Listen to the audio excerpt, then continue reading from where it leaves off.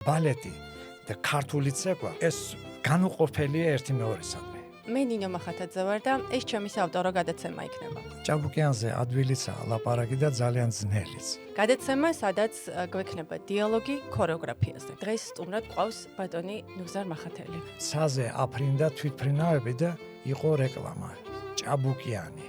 მე მწყინს ხოლმე, როდესაც ამბობენ ბალერონია. ამ უნივერსიტეტიდან ძალიან ბევრი კარგი სპეციალისტი გავა და ვიამაყებთ მათი შემოქმედებით. აუცილებელია უმაღლესი დამთავრება, იმიტომ რომ ჩვენ ვერ გავიმდიდრებთ ჩვენივე გონებას. ბალეტი არის უნივერსალური შესაძლებლობა, რომ მართლა სხეული მოიყვანო ფორმაში.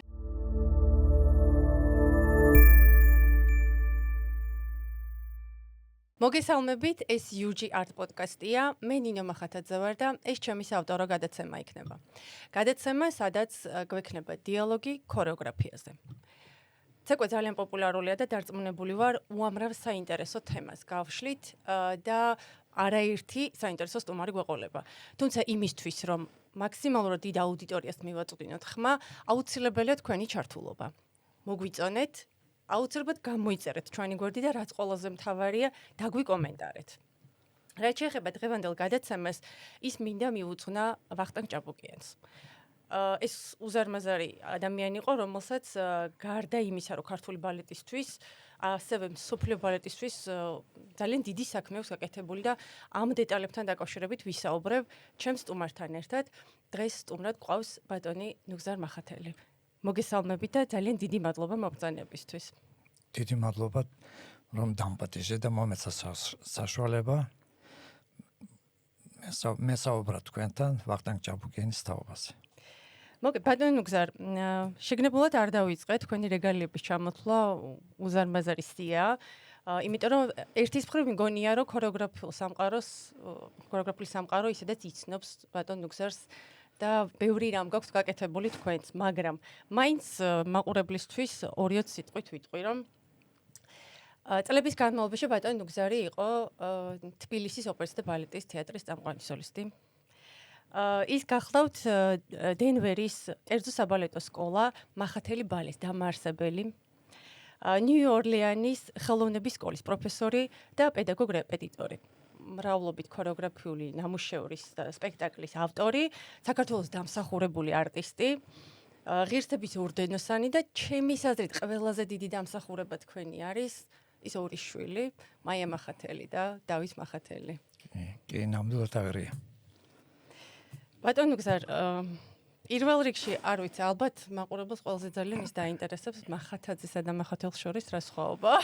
ალბათ აქედან შეიძლება დავიწყოთ და მერე გადავიდეთ ვახტანგ ჭაბუკიანზე რა სიტყვით. მახათაძე იმერელია, მახათელი ქართლელია. კუთხის ამბავი, კი ბატონო. ბატონი ნუგზარი წლების განმავლობაში იყო ქორეოგრაფიული სასწავლებლის დირექტორიც ჭაბუკიანის სკოლის. ზუსტად იმ პერიოდში, როდესაც მე სწავლობდი სკოლაში. და ძალიან კარგად მახსოვს ის პერიოდი, ძალიან კარგად მახსოვხართ თქვენ. თუმცა გვარის გამო არასოდეს არ მქონია იმის შეგრძნება, რომ რამე ნათესაური კავშირი იყო. დავიწყოთ იქიდან, როგორი იყო ვახტანგ ჭაბუკიანი, იმიტომ რომ მე მგონია, რომ ძალიან ბევრი ინფორმაცია დევს ისედაც ლიტერატურაში თვითონ არ იყო ძალიან გახსნილი და ბევრი დოკუმენტური კადრი არ არის. ერთ ნინო ლაპიაშვილის ფილმი ნახე ძალიან კარგი და საინტერესო. იქ ინტერვიუს იძლევა და შეიძლება მის ხასიათზე რაღაცა ვისაუბროთ, მაგრამ ალბათ ის ადამიანები, ვისაც პირდაპირი კომუნიკაცია ჰქონდათ, უფრო ზუსტად იტყვიან, როგორი იყო ვახტანგი. ჭაბუკიანზე ადვილიცაა ლაპარაკი და ძალიან ძნელიც. გააჩნია რა ასპექტით, რა კუთხით დაელაპარაკებ. ის რაც მაყურებელმა იცის, ეს ალბათ საინტერესო არ იქნება. ეგ არის ფორმალური ის ბიოგრაფიული სტატისტიკა. დაიბადა, დედა იყო კერავი, მამა იყო დურგალი, აკეთებდნენ ნაძვისხის სათამაშოებს, გააგზავნა მამიკომ თავისი შვილი პერინის სასწავლებელში, სადაც სტუდია ჰქონდა და იქ მოხდა გაცნობა, 9 წლის ბიჭი და მოეწონა ეს საბალეტო სამყარო. მე ხლა ისე ვყვები, როგორც ბავშვებს რო უყვებიან ისე და მოეწონა რასაკვირველია პერინისაც და ჭაბუკიანსაც იქ ყოფნა და გახდა 17 წლის და თვითონ პერინიმ შესთავაზა და უთხრა ეხა შენ დრო არ სანქტ-პეტერბურგში წახვიდეო. ნუ მაშინ ლენინგრადი ერქვა მგონი. ხო და წავიდა ლენინგრადში და იქიდან იწყება მისი ნამდვილი საბალეტო კარიერა. 3 წელიწადში მან დაამთავრა მთელი საბალეტო კურსი, გაიარა. გახდა წამყვანი მსახიობი კიროვის კიროვის სახელობის ოპერისა და ბალეტის თეატრში. და მაგის გარდა უკვე როდესაც ლიდერი იყო როგორც მოცეკვავე, ვაგანოვა ძალიან დიდ პატივს სცემდა და ვაგანოვას კერძო წერილებში წერია, წიგნებში არსად არ წერია, რომ ჭაბუკიანსო მე დავაყენებდიო მიუხედავად იმისა, რომ 3 წელიწადში გაიარო კურსი, ყველაზე კარგი მოცაფე და ყველაზე ხარიზმატული მსახიობი არისო და მოცეკვავე. მაგის შემდეგ ესე იგი ჭაბუკიანმა რომ დაიპყრო ეს კიროვის თეატრი როგორც მსახიობმა, ყველა პარტიები იცეკვა ლიდერის როლს ასრულებდა რასაკვირველია. წამყვანი პარტიები და ერთ ჩვენიერ დღეს 34 წელს გაუშვეს ჭაბუკიანი და ვიაჩესლოვა ამერიკის შეერთებულ შტატებში გასტროლები იყო. თუ იქ შეხვდნენ რასაკვირველი გიო ბალანჩინე და ჭაბუკიანი შეხვდნენ ერთმანეთს და საუბარი ჰქონდათ, ნუ ძალიან მეგობრული და ძალიან კარგი შეხვედრა იყო.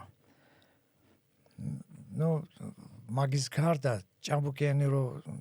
ჭაბუკიანმა რო იცეკვა სპექტაკლი, ესე იგი ცაზე აფრინდა თვითფრინავები და იყო რეკლამა ჭაბუკიანი და ეს გაშვებული თვითფრინავები აფრიელებდნენ ამას. ამერიკაში იმ პერიოდში ეს როგორი კი, ეს ზოგი აღნიშნავს მაგას, ზოგი არა.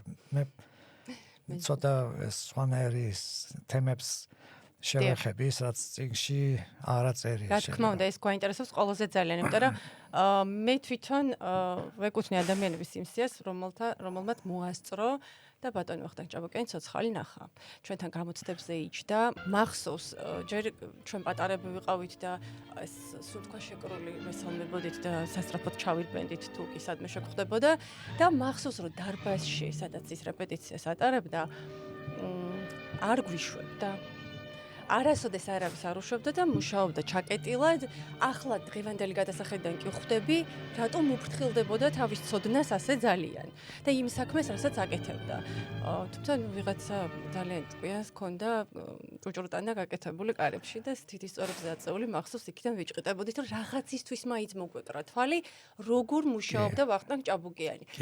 ეხლა ჩვენ იქიდან მეთოდოლოგიით ვერ მივხვდებოდით, როგორ მუშაობდა, მაგრამ ის პროცესი იყო ცალკე ამაღელვებელი ნაწილი და აი ყველაზე ძალიან ის მაინტერესებს ხასიათობრივად იგივე კოლეგებთან დამოკიდებულებაში, მოსწავლეებთან დამოკიდებულებაში როგორ იყო, რამდენი იყო მკაცრი, მომთხოვნი, ქონდა თუ არა ის რაღაცა ტონი, რომელიც სადღაც ინტერვიუში სხვათა შორის იკითხება. ზუსტად აქ ამბობს, რომ თავიდანვე ბალეტში დავიწყე თუ არა მოძრაობა, ვერ ჩავეტიე იმ ჩარჩოში, რომელიც მაშინდელ ბალეტს ჰქონდა. მაშინდელი ბალეტი ალბათ ბევრად უფრო პანტომიმური იყო, ვიდრე დღეს არის და აქედან გამომდინარე გააკეთა შემდეგ ის ნაბიჯები, სადამდეც აიყვანა კლასიკური ბალეტი. კი, ნუ ჭაბუკიანს როცა ვახსენებთ, ჩვენ უნდა ვახსენოთ ის ბალეტი, რომელიც ჩვენ დღეს აგვაქვს. დიახ. აი სწორედ ჭაბუკიანი ეგ არის. ეს რომელმაც შემოიტანა ეს სოდებასკები, ეს პიროეტები, ტრიალი, ხტონვა, მიუხედავად იმისა, რომ ბევრი პროფესიონალი ამბობს, რომ ჭაბუკიანს მეც მინახავს ჭაბუკიანის სცენაზე და სხვათა შორის ერთადაც გვიცეკვე მე და ჭაბუკიანს და ერთ ჩვენიერ დღეს ჭაბუკიანის კალთაშიაც ვიჯექით 9 წლის ბიჭი და ეუბნებოდა, იცნობ თუ არა ჭაბუკიანსო და ეს იყო ბალეტი მშვიდობისათვის და ციგნაძე იყო მაგის შეყვარებული, მე კიდევ ციგნაძის ძმა ვიყავი. მე ვუთხარი არ ვიცნობ მეთქი ჭაბუკიანს და დავდიოდი სტუდიაში, იქვე ოპერის სტუდიაში იყო, საბალეტო სტუდია იყო გახსნილი. ჭაბუკიანმა იქვე ბრძანება გასცა, რომ ყველა მსახიობის ბიოგრაფიული მონაცემები მიეცათ პედაგოგებისთვის და გაეცნოთ მსახიობები, ვინც სტუდიაში დადის. მართლაც ასე იყო და ჩვენ უკვე შევისწავლეთ ეს ყველაფერი. მე ნიკარაგუიდან ჩამოვედი, ნიკარაგუაში მუშაობდი 3 წელი და ჩამოვედი და ეგ იყო 14 იანვარს და სადღაც 17 იანვარს მირეკავს. როდესაც საუბრობდით მე და ვახტანგი სახში ვიჯექით მაგასთან და მე ვთხარი ვახტანგ მიხეილович ეს მე ვარ ის ბავშვი რომელსაც თქვენ შეეკითხეთ რომ იცნობ თუ არა ვახტანგ ჭაბუკიანს მართლა ეგ შენ იყავიო და კი მეთქი და ხო ხედავთ როგორ დატრიალდა დღეს დომინოს თამაშობდა კარტს ხო ესეთი ახლო ურთიერთობა გქონდა მასთან მაგრამ ეს ლირიკა არის და ძირითადად ბირთვი ის ჭაბუკიანი რაც არის ჭაბუკიანი არის ნოვატორი მამაკაცის და სწორედ აი მაგაში ფასობს მისი მე ნუ ამბობენ ნიჟინსკი იყო პირველიო და ნიჟინსკი ვერ შეიძლებოდა ყოფილიყო ისეთი ნუ როგორც პროფესიონალი იმიტომ რომ თუ მიაქცევთ ყურადღებას ტანსაცმელი ეს იყო 20-იან წლებში სადღაც ნიჟინსკის ესე იგი ხელს ვერ აწევდი იმიტომ რომ ისეთი კოსტუმები იყო შავლები ეცოთ რაღაცები ესა და ვერც ხტუნვას ნახავდი ვერც ქალს ვერც აწევდა და მოახდინა ვახტანგმა რასაკვირველია და ამიტომ ნიჟინსკის ერთადერთი რა ქონდა ადგილზე ხტომა ჰქონდა და ამაზე ნიჟინსკი გამარჯვდა ნუ გამოსახვა ლამაზი იყო და ეგ მაგრამ ძაგილომა კაი რაღაცა გააკეთა ნიჟინსკის მთლიანი დოკუმენტალური რაც იყო სპექტაკლები სულ წაშალა ამიტომ ჩვენ არა გვაქვს მისი ნაცეკვი რაღაცა და სავარაუდოდ სურათები რაც დარჩა ეს არის მისი შარჟმანები და კი ბატონო ლეგენდა რაც დარჩა ნიჟინსკი კი ლეგენდად იმიტომ რომ ჩვენ დღეს რო უყურებთ ანა პავლოვას რო უყურებთ სპესივცევას შეიძლება გულშიაც კი გაგვეცინოს იმიტომ რომ წინ წავიდა პროგრესი იმდენად რომ ეს მეამიტური ცეკვას უფრო დაამსგავსებენ ვიდრე პროფესიონალის თვალსაზრისით მაგრამ რასაკვირველია ეს ანა პავლოვაც ასევე როგორც ნუ დღეს ასეთი ანა პავლოვები შეიძლება უამრავი ყავდეს მაგრამ ესენი იყვნენ საფეხურები მომავალ თაობისათვის მან ქართული ხალხური ქორეოგრაფია შეიტანა ბალეტში და ეს გააკეთა ძალიან გემოვნებით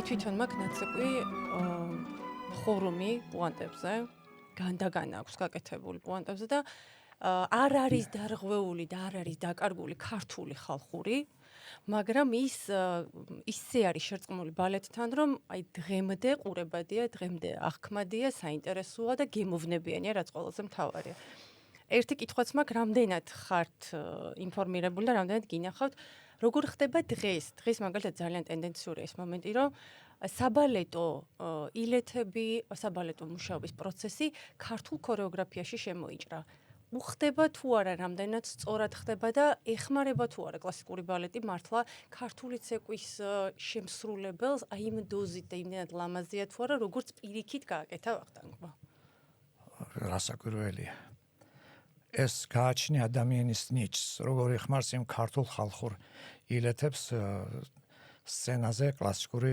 საბალეტო ხელოვნების დროს ხო და ეს ჭაბუკიანის დიდი დამსახურება მთების გული რო ავიღოთ ნახეთ იქ რაც ხდება სულ ქართული ფოლკლორი არის ამავე დროს ბიჭები წერებზე ეს ვიყენებთ ეგ ტრადიციულია და ცეკვან სულით და გულით და ქართული და ამ დროს სიმფონიური ორკესტრი ბალანჩივაძის მუსიკის ანდრია ბალანჩივაძის მუსიკა და ეს ხო არის ნიმუში უკვე რო აღარა ვთქვათ სინათლე საბალეტო მშვენიერი ზღაპარი ანდა მშვიდობისათვის იყო დადგმული იქაც იყვნენ ეს ტურისტები და იქ ქართულსაც ცეკვავენ და სულ შეაქვს ესა და გორდაში კიდევ თქვენ იცით ეს სურამის ციხე ეს გორდა და ბავშვი უნდათ ჩაეტანათ კედელში და ნუ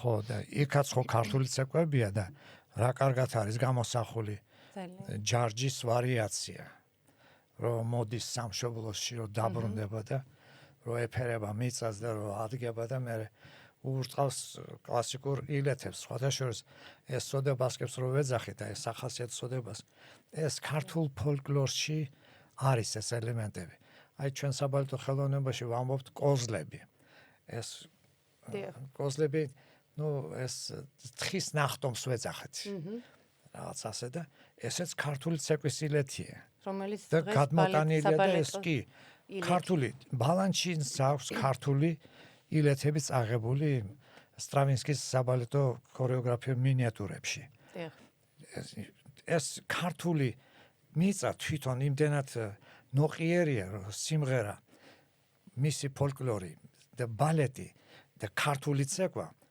ეს განუყოფელია ერთი მეორესადმი მე ასე მიმაჩნია ის მდიდარი ეს სიმდიდრეა რომელიც ჩვენ გვაქვს და მე მიხარია და მე კი არა ბევრ ქართულს უხარია რომ ბალანჩინი ყავს იქ რომელმაც დაარსა ნეოკლასიკა და არის ნოვატორი და ჩვენ ყავს ვახტანგ ჭაბუკიანი აქვს მეორე ლეგენდა და ნოვატორი რომელმაც დაარსა მამაკაცის როლი სცენაზე არისო ესეთი სათადარიგო ამწევ დამწევი გადამტან გადმომტანი სრულფასოვნად ინაწილებდნენ სცენას როგორც ბალერინა ესევე ბალეტის მოცეკვავი მაგრამ რაღაცა არ მომწონს რაში იცით ბევრი ჩვენ ეს არ გვითქვია ჩვენ არ გვილაპარაკე მაგაზე და უნდა ვიცოდეთ რომ მე მწყინს ხოლმე როდესაც ამბობენ ბალერუნია დიახ ეს არ არის ცუდი ჟარგონია მე სპეციალურად ვამბობ მაგას რომ ყურად გაიგონ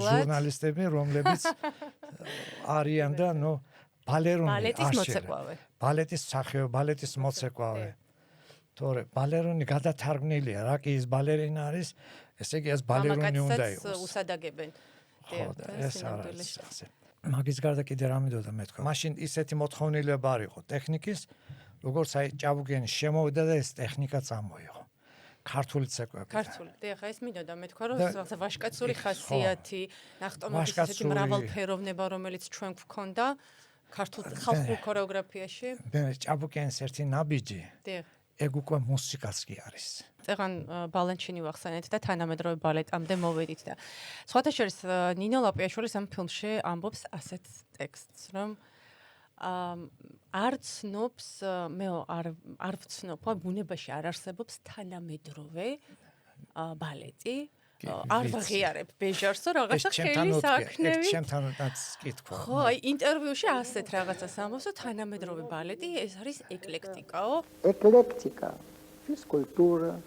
ფიზკულტურა აკრობატიკა პორნოგრაფია განსაკუთრებით დასავლური მე ამ ყველაფერს არ ვაღიარებ არც ბეჟარს არც არავის ეს კლასიკური ენის დაბინძურებაა მასში არც ესთეტიკაა არც სრულყოფილება и эстетика, и благородство, и, так сказать, в то же время идея.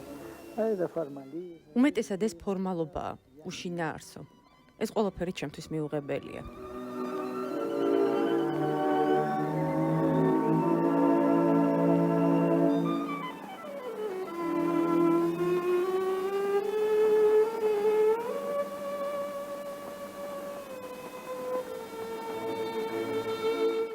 რამდენად ეთანხმებით და არ ვეთანხმები მაგაში, მაგრამ ეს ჩვეულებრივ მე მინდა ვთქვა რომ ეს არის ეჭვიანობა. ეჭვიანობა. მე ბეჟართან მუშაობდი აფრიკაში, მუდრა აფრიკ. 3 წელიწადი ვიყავი და ბეჟარს ძალიან კარგად ვიცნობ და გადმოიტანა იქიდან მუდრა აფრიკიდან გადმოიტანა სწორედ ლოზანაში. ლოზანის ყოველ კონკურსზე ყოველთვის ესწრება მაშინ ესწრებოდა რომ სოცხალი იყო, მაგრამ იმასაც ბრწყინვალე თვალები ქონდა. მაჯიკი არა, რა ქვია, ხალხის ჯადოსნური თვალები ქონდა და არა უდავოა უზარი პიროვნება იყო და საოცარი მოვლენა ბეჟარი ცალკე უბრალოდ მაგისი ბოლერო დადგმული, მაგისი საერთოდ ეს ხო ფანტასტიკა, რატო უფლება გაქვს და ამერიკაში მივხვდი მე მხოლოდ სხვათა შორის რომ თურმე მე ესე იგი ჩემი 22 წლის მანძილზე პირველ 3-4 წელს დაჩაგრული ვიყავი და ჯაჭვი მქონდა დადებული თითქოს ჩემს გონებას, იმიტომ რომ მარქსიზმ-ლენინიზმის გარეშე არ შემეძლო დამედგა რომეო და ჯულიეტა ან რაღაცა საბალეტო ნომერი. უნდა ეგ იცოდე. შემოქმედებითი თავისუფლება. შემოქმედებითი თავისუფლება. იქ კიდევ დავინახე რომ დამთავრებული არ აქვს თუ მაღლესი აკეთებ როგორც უნდა რაღაცა და ნომინაციაში მეც ვიყავი გასული და ბევრი სხვა და ისეთივე ტრადიცია და ესეთი რიტუალი აქვს როგორც სან-ფრანცისკოში ჰოლივუდის ვარსკვლავების რესტორანში და ეს ყველაფერი ხო და რო გადიან ესენი გამარჯვებულები მე უყურებ მათ ქორეოგრაფიას ჩემამდე გამოდიოდა ეს მოდერნი იყო ეს რაღაცა იყო ამაზე მე ვიტყოდი სწორად ნამდვილად გავამართლებდი ნინო ლაპიაშვილის ნათქვამს რომ ჭაბუკიანი მაგათ ეთყოთ აникто таки аникто это я не знаю никакой бежар-межар კი, აი ზუსტად ასე ამბობს, რომ არ ვაღიარებ, ეს არის. ხო, არ აღიარებ. აი მე იმათ არ ვაღიარებდი, მაგრამ შემოტანილი. ბეჟარს მოქონდა შინაარსობრივი ქონდა მას, ბევრი რაღაცა აზრი.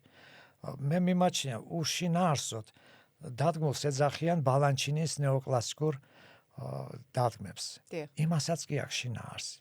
თუ დაუკვირდები, ან სწრაფვა ზეცისკენ, ან სწრაფვა სისუფთავისკენ, ან სიყვარულისკენ ან არის რაღაცა უნდა ეძებო. შენ როგორც აღითქვა, ისეა, სხვა აღითქვა სხვანაირად და ესაა სწორედ შემოქმედება.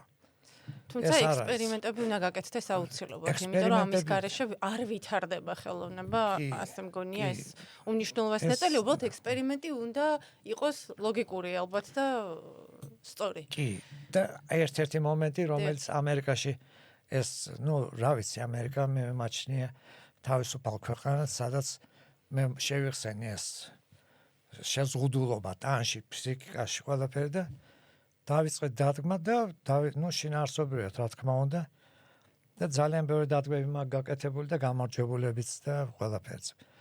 მაგრამ ესენი ამბობენ რომ თუ მაყურებელმა მიიღო ესე იგი კაი, თუ არ მიიღო ხვალ ზეგ მოიხსნება ეს სპექტაკლი და აღარ ვარგა. ესე იგი სხვა უნდა დადგა. და რაც კარგი, რაც მეტად კარგი იქნება, მე თუ უფრო დიდხანს დარჩება ეს სპექტაკლი. აი მე მინდა ესე თბილისს დაუბრუნდე. თბილისში, როდესაც არ აქვს სასწავლებელი, არ მინდა ვიხმარო სიტყვა მე ცუდია. მაგრამ სწორედ გარდაცვალება დაემთხვა, როცა მე ვიყავი სასწავლებელში, ვახტანგ ჭაბუკიანის გარდაცვალება და სასწავლებელს დაერქვა ჩემ დროს ვახტანგ ჭაბუკიანის სახელობის. ჩამოვედი ამერიკიდან და ვხედავ საჯარო სკოლა 46 არ მახსოვს ზუსტად რომელი საჯარო სკოლა 46 ვახტანგ ჭაბუკიანის სახელობის და ამ დროს იცით რა დიდი პატივისცემით ანანიაშვილთან მაგრამ მისი ემბლემა რო კიდია იქა მე ეს არ მიმაჩნია სწორად ეგ არის ვახტანგ ჭაბუკიანი და უნდა იყოს მისი გამოსახულება იქა და არა ანანიაშვილის ჯექსონიდან ანდრის ლიეპასთან გაკეთებული ლოგო.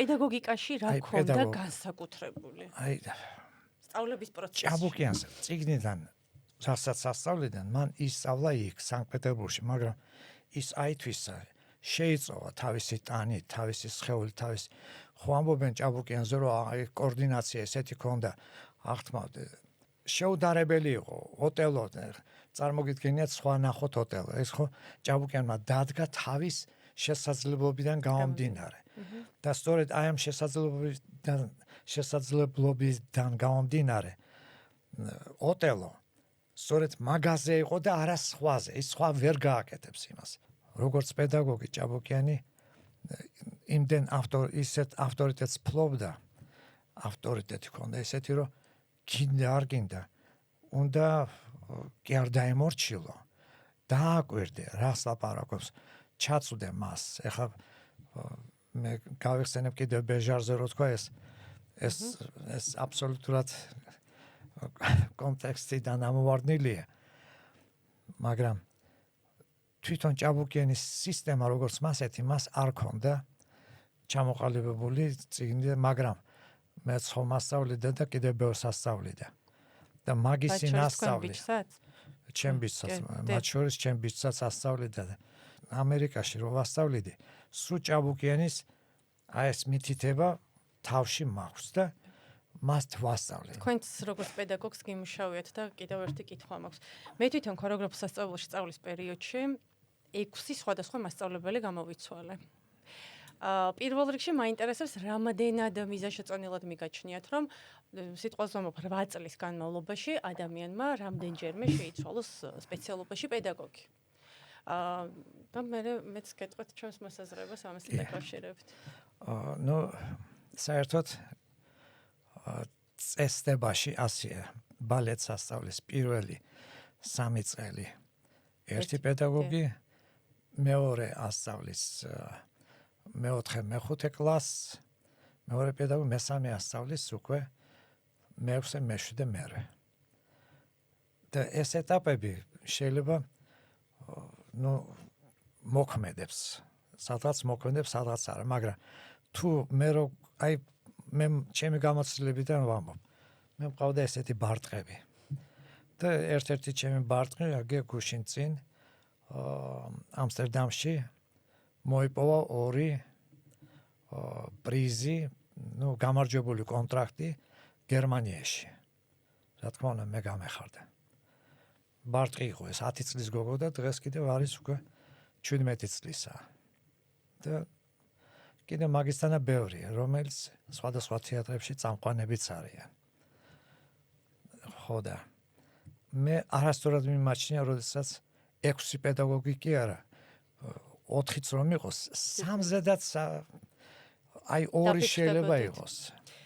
სიმართლე გითხრათ, ჩემს პედაგოგიურ მოღვაწეობაზე ამან თავისი ასახვა პოვა. კი. იმიტომ რომ ყველა ასაკობრივად განსხვავებული იყო, შესაბამისად ყველას თავისი მეთოდოლოგია ჰქონდა მუშაობის და როდესაც მუშაობა დავიწყე, იყო რაღაცა დეტალები ძალიან საინტერესო მეთოდოლოგიაში, რასაც დღემდე ვიყენებ. გააჩნია ჯგუფი, ვისთან მუშაობ.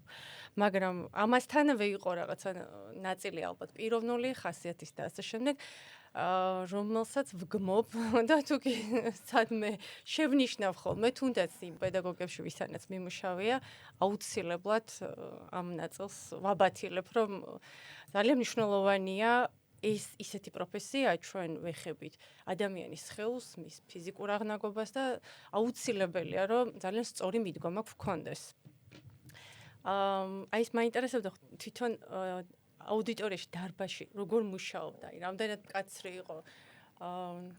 რა განსაკუთრებული თვისება ჰქონდა, რითიც აიძულებდა. მე მახსოვს, რომ სხვათა შორის ჩვენთან უცხოელები სწავლობდნენ მასთან. კი, ჩეჩნებიდან თუ კიდევ და ამერიკელებიც იყვნენ, იაპონელი იყო ვიღაცა, ნუ ახლა აი ბავშვობის მოგონებას გეუბნებით, რაც თვალში მახსოვს და ის რომ უცხოელი ჩვენთან ჩამოდიოდა და აქ ვახტანგ ჭაბუკიანთან სწავლობდა, ეს თალკე სახელი იყო და გასაგებია, რატო ქონდა ეს ყველაფერი ჩაკეტილი. თუმცა აი ყველაზე ძალიან ეს მაინტერესებდა, რომ თვითონ მუშაობის პროცესში როგორი იყო, ანუ რა განსაკუთრებული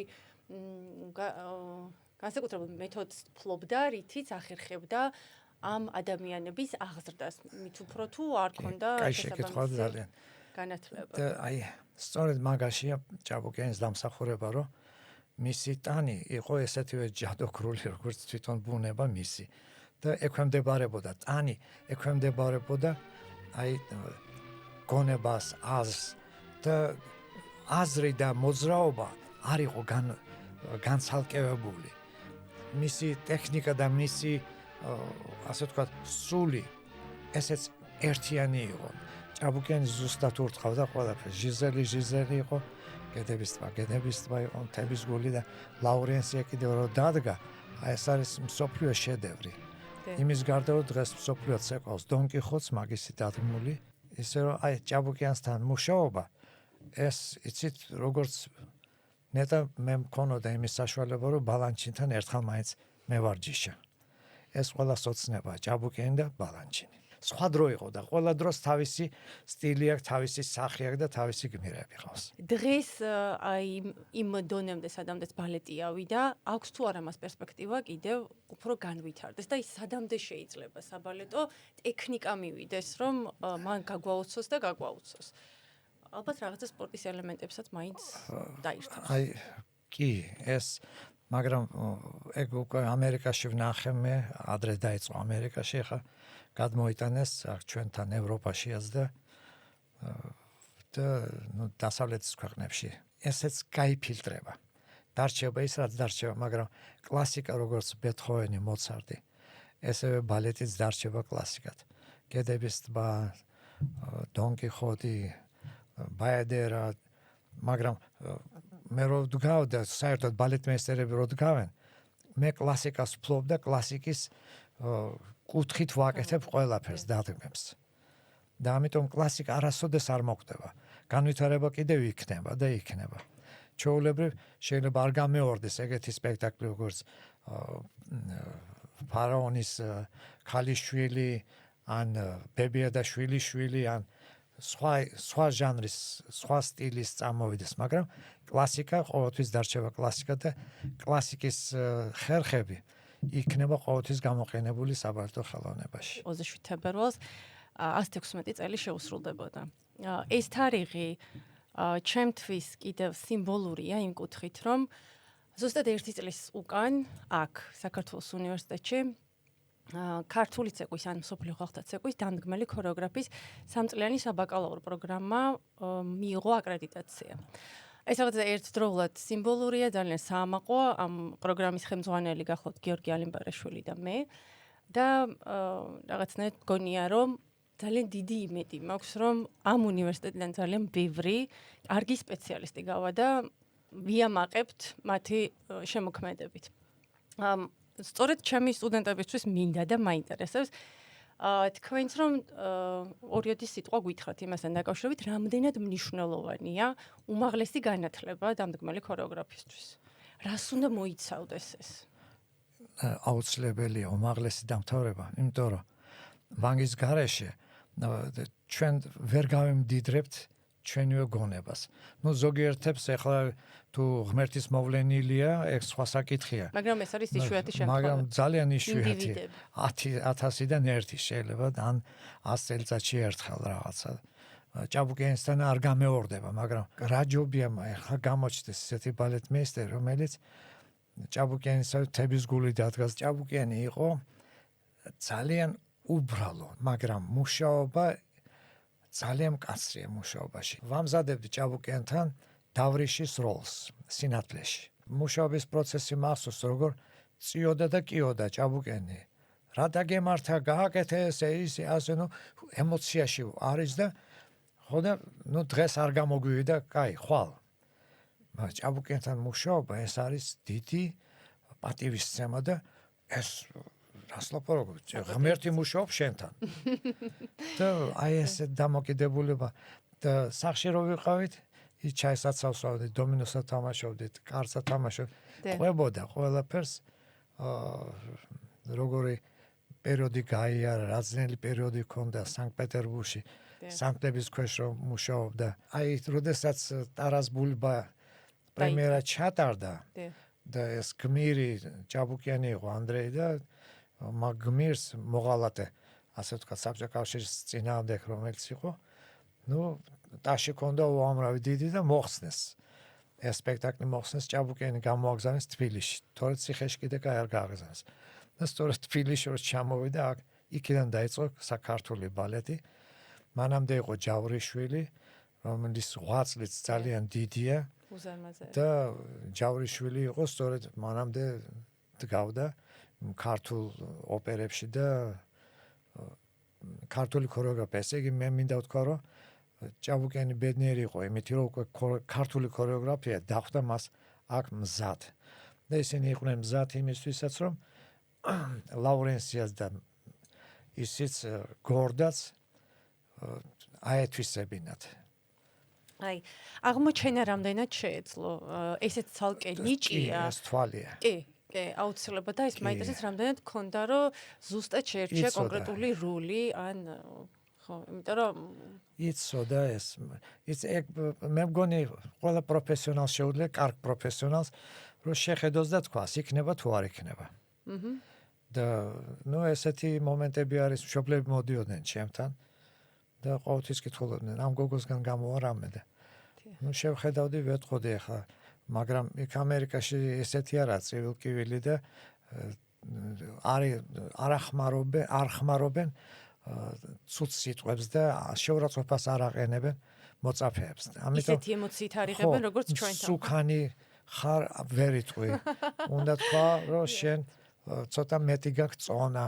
უფლება არა გაქვს, ეს არის დისკრიმინაცია. იცი რა, ამ როლისთვის ვერ აღხედავ. შენ ცოტა მეტად ლამაზი ხარ ამ როლისთვის და მე მინდა ცოტათი სხვანაირი და აი ეს ხერხები თორე იქ დისკრიმინაციის ძალიან ადამიანის უფლება ყველა მიცის ეს ბავშვმა ასწავლიან და იციან ბავშვობიდანვე. ქორეოგრაფიის ასწავლებელი ვინც გაიარა ჩვენთან აუცილებლად ჰქონდა ამასთან შეხება. და ეს ხო გახსოვთ ეს პედაგოგი სახაროვა რომ იყო პერმში. დიახ. ცემატყება ეს რო ვაჩვენე ჩემ მოწაფეებს ამერიკაში გაგიჟდნენ. ეს ცოცხალი არისო ქალი მე ვთხარი მოკვდა მეთქი გაასვენეს. მაგრამ შედეგი რო ქონდა მე ერთ-ერთ მსახიობს ველაპარაკე ვინც მაგასთან სწავლობდა წამყვანი მსახიობი დოკუმენტალური ფილმიც იყო. დიახ, ნანახი მაქვს. ხო და ის გოგო რომელიც დატანჯებდა და ჩვენ საბერძნეთში ვიყავით მაია იყო მიწვეული და ცეკვავდა მძინარე მზეთ უნახავს. ის გოგოც ცეკვავდა მეორე შემადგენლობა იყო და გამოველაპარაკე როგორ სახაროვამ შემაჯავრა ბალეტია. ტრავმა მაქვს ისეთი რომ კი ლაურეატი ვარ მუშაობ, მაგრამ მე ვერ აღვზნობ ამ ცეკვას. პედაგოგიური დამოკიდებულებებიც შეიცვალა და კარგია. იმიტომ რომ ჩვენ დროსაც იყო რაღაც ანალოგიური, ასეთი შეურაცხყოფელი წინადადებები და ეს ძალიან მტკივნეული იყო იმ ასაკში, როცა გავიარეთ ქორეოგრაფიის სასწავლებელი, თუმცა მოვერიეთ და აი ზუსტად მაგას ვამბობ, რომ შემდეგ უკვე პედაგოგი მე თვითონ როდესაც პედაგოგიკას ხელი მოვგიდე და ღრმად ჩავიხედე და მივხვდი რომ ეს ჩემი საქმეა და ეს უნდა ვაკეთო, აი პირველი ეს ნიუანსები ამოვალაგე და მივხვდი რომ ეს არასოდეს არსად აღარავის აღარ უნდა გაემეორებინა, იმიტომ რომ ყველაზე დამამცირებელია და ძალიან ცუდია. ფაქტობრივად აფერხდება იმ ადამიანის განვითარება, ვისგანაც შეიძლება შედევრი შექმნა. და ყველას აქვს რაღაც მონაცემი, უბრალოდ მნიშვნელოვანია რომ აქეთ ამ ხარე სპეციალისტი იდგეს, რომელიც შესაბამის განათლებას მისცემს და მე უკვე მართლა თუ გენიოსია და ის ღვთისგან ბოძებული ნიჭი აქვს, არსად არ დაიკარგება. ერთი შეკითხვაც მაქვს თუ შეიძლება, რადგან დრო გვაქვს სტუდიებთან დაკავშირებით მაინტერესებს. პერინის დროსაც, მარია პერინის ერთ-ერთი პირველი იყო სტუდია და მე წაკითხული მაქვს, რომ არაერთი საბალეტო სტუდია გაიხსნა, იმდენად ბევრი, რომ საჭირო გახდა კომისიის შექმნა, რომ შემოწმებინათ ვისაც რას ასწავლიდა, როგორ რანაირად და რაღაცები დაიხურა კიდევაც და კიდევ კარგი. ქორეოგრაფიის სასწავლებლები, სტუდიები, რაღაცა სტუდიები. დღესაც ძალიან ტენდენცია ძალიან ბევრი ოდენობის საბალეტო სტუდია გვაქვს. ერთის მხრივ ეს ძალიან კარგია, იმიტომ რომ პირველ რიგში მშობელს უადვილდება. სახლთან ძალიან ახლოს, იქვე სკოლაში და ასე შემდეგ. უბრალოდ რამდენად მიზანშეწონილია და რამდენად კარგია ეს სტუდიური განათლება. პირველ რიგში მიზანს, რა მიზანს ისახავს ესა თუ ის სტუდია. თუ პროფესიულ აღზრდას ეგ სხვანაირი მიდგომა უნდა იყოს, მაგრამ თუ ესთეტიკურ აღზრდას, ასე ვთქვათ, კულტურასთან დაკავშირება, მუსიკა, ფერწერა, ეს სხვა, მაგალითად მაკა მახარაძის ტანც სტუდია არის, მაგას მიზანი არ აქვს ის, რომ პრიმა ბალერინა გახადოს ვინმე. გარკვეული წლები, ესე იგი, სწავლობენ მაკასთან, დგავენ სპექტაკლებს, მუსიკასთან კავშირი აქვს, ფერწერასთან და ბავშვები ძალიან განათლებულები არიან, იზრდებიან და ძალიან კარგია. არის კიდევ სხვა სტუდიები, რომელსაც მე ვიცნობ და ქალებს ეძახიან იმისთვის, რომ დაგიყენოთ ტანი და ასე და ასე და არის ეგეთი. სხვათა შორის მეც მქონდა სტუდია, რომელიც პანდემიის დროს დავხურე. ისიც გავხსენი, იმიტომ რომ ძალიან დიდი სურვილი მქონდა რაღაც ექსპერიმენტის გაკეთების, იმიტომ რომ ნებისმიერ დაწესებულებაში, სადაც მუშაობ, გინდა არ გინდა, რაღაცა გარკვეული დირექტივები არსებობს, რასაც უნდა დაემორჩილო და რაღაცა სიახლის შექმნა მინდოდა და ბევრი საინტერესო რამე გავაკეთეთ, განსაკუთრებით ის ფაქტორი, რომ პირველად მივიღე 3 წლის ბავშვი. Ну, რა თქმა უნდა, ბალეტზე საუბარი არ არის, იმიტომ რომ ზოგი წესერადაც არ მეტყველებდა, თუმცა მართლა ამ ყველაფერმა მისცა მას განათლება, იმ კუთხით, რომ ის სწავლობს სივრცის შეგრძნებას, კომუნიკაციას ჯგუფელებთან, მასწავლებელთან მუშაობს, ზოგი ბაღში არ დადიოდა და დადიოდა ჩვენთან. ბევრი დეტალია და სხვადასხვა მოყვარულებიც ყავდა ძალიან დიდი ქალები, შემდგარი თავის პროფესიაში და ბალეტი არის უნივერსალური შესაძლებლობა, რომ მართლა სხეული მოიყვანო ფორმაში. კი. უბრალოდ ალბათ ძალიან დიდი პასუხისმგებლობა, მაინც მიუხედავად იმისა, რომ პროფესიული სასწავლებელი არ არის, ძალიან დიდი პასუხისმგებლობა, იმიტომ რომ მაინც ადამიანის ფიზიკურ სხეულს და მის ბუნებასაც ვეხებით და ცოტა შეიძლება ცვლილებებით შევიტანოთ ჩვენს კულტურულ ცხოვრებაშიც. დიახ. მე რას ვფიქრობ, შტატებში შტატებს ვამბობ, იმიტომ რომ იქ ვიყავი და ვცხოვრობდი 22 წელი და მრავალი სკოლა გახსნიდი საერთოდ. საბალეტო, მოდერნი, კონტემპორარი, ქვია სტუდიებს, რევოლუციური სტუდია. რა არის, ესე იგი მაგათ ქორეოგრაფია რომ ნახო და ეს შეიძლება ტანვარჟიშს რო აკეთებენ და წევენ რევოლუციური, არის ყველანაირი გემოვნებისთვის ასარჩევი სტუდიები. მაგრამ სტუდიაში თუ ვიღაცა რაღაცა გამოიფწყინებს, თითო ოროლა კაცი, ეგეთ ძალიან კარგია. იმითი რომ წავიდა ერთი ბროდვეიზე წავიდა დაუშვათ. იქ ცეკვავს. ბროდვეი კიდევ იქ ფასობს შტატებში. ჩიკაგოში ფასობს ეს ბროდვეი. ჩემი ორი მოწაფეა იქ ბროდვეიში და მშვენიერი გოგონები არიან და ოპერეტებით არის ეს ბროდვეი და ძალიან მაგრები არიან და მე გამეხარდებოდა სწორედ აი ესე ტალანტებს პოულობენ. აი მით უმეტეს ახლა თქვენ უმაღლეს სტატუსს მიწვდით და განათლებას მიიღებენ თქვენი სტუდენტები. და რასაკვირველია, ეგ ძალიან კარგია.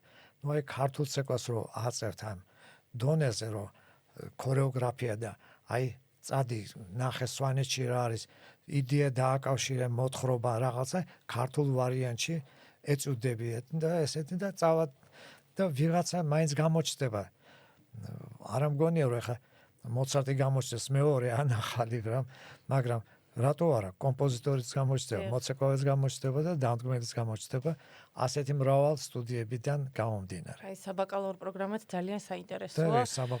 მსოფლიო ხალხთა ცეკვის მიმართულებით უნიკალური შემთხვევაა, როდესაც ჩვენს ქვეყანაში ასეთი შესაძლებლობა ეძლევათ აბიტურიენტებს და ძალიან დიდი იმედი გვაქვს, რომ ნიჭიერი და საინტერესო ადამიანები მოვლენ, იმიტომ რომ ეს სივრცე შეუსწავლელია, ჯერ ამ მიმართულებით არ არის ანსამბლები და ასე შემდეგ და თუ ინმე დაინტერესდება ნამდვილად ძალიან დიდ ცოდნასაც მიიღებს და თანაც დარწმუნებული ვარ გამოიყენებს. მომავალ თაობას რას უსურვებდით? განსაკუთრებით ვისაც საკუთარი ცხოვრება დაკავშირებული აქვს ბალეტთან. რადგან ვახტანგ ჭაბუკიანზე საუბრობდით? ესე იგი ეს ნამდვილად კარგი შეკითხვა არის და რას უსურვებდა შრომას, თავგანწირულ შრომას. ეს უბრალო შრომა არ არის ბალეტი, მაგრამ ამავე დროს მიზანდასახული იყოს რისთვის, ვისთვის და ამისათვის სახელმწიფოს დამოკიდებულებაც უნდა იყოს ის, რომ დაეხმაროს ამა თუ იმ სკოლას თუ სტუდიას იმისთვის, რომ შრომა არ დარჩეს სტუდიაში. ან ერთ-ერთ უმაღლეს დაწესებულებაში, ან და სასწავლებელში, რომ ამ შრომას ფასი კონდეს სადღაც და მაყურებლის წინაშე შენ გახდე ისეთი მსახიობი დიდი, რომ შენით ამაყობდეს მთელი საქართველო. მაგრამ საქართველოს ბუნება რო ვიცი, ნაკლებად ამაყობენ გამარჯვებული ხალხის, რომლებიც უცხოეთში არიან. რაღაც ასეთი ის ტენდენცია ვამჩნევ მე. ძალიან დიდი იმედი გვაქვს, რომ შეიძლება ეს დამოკიდებულება. უღრმესი მადლობა მობრძანებისთვის. ძალიან საინტერესო იყო და დარწმუნებული ვარ, კიდე მრავლობით თემა, რომელზეც შეგვიძლია არა მხოლოდ მე და თქვენ, კიდე დავიმატოთ სტუმარი და რაღაცები კიდე უფრო სიღრმისეულად განვიხილოთ. მადლობას ვუხდი მსმენელს, მაყურებელს და თუ თქვენთვის საინტერესო იყო ეს გადაცემა, რა თქმა უნდა, უნდა გამოგვიწეროთ უნდა მოგვიწონოთ და რაც თავარია დაგვიკომენტარეთ. მადლობა მომავალ შეხვედრამდე.